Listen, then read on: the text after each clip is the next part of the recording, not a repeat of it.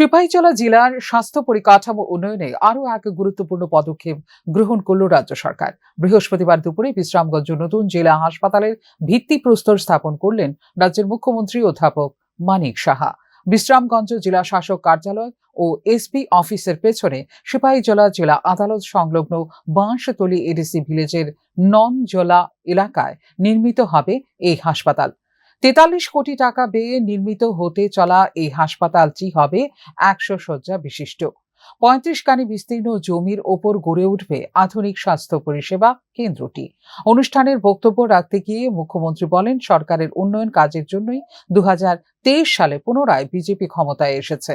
তিনি বলেন, প্রধানমন্ত্রী রাজ্যের মানুষের কাছে কথা রেখেছেন।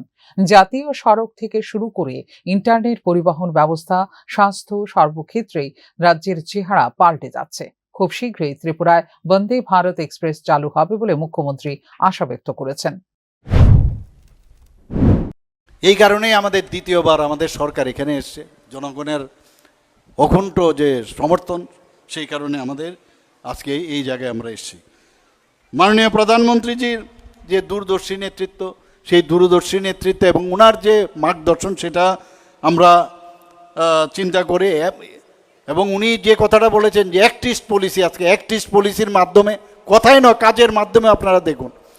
আমরা যখন ট্রেনে চড়ি, আজকে ভাবা যায় ত্রিপুরাতে যে এতগুলো ট্রেন আজকে সারা ভারতবর্ষের বহু জায়গায় যাচ্ছে, এত এক্সপ্রেস ট্রেন এখানে হচ্ছে, এখানে ইলেকট্রিফিকেশনও হয়ে গেছে, সাবরুম পর্যন্ত পৌঁছে গেছে এই আপনার ব্রডগেজের মাধ্যমে, ইলেকট্রিফিকেশনও হয়ে গেছে।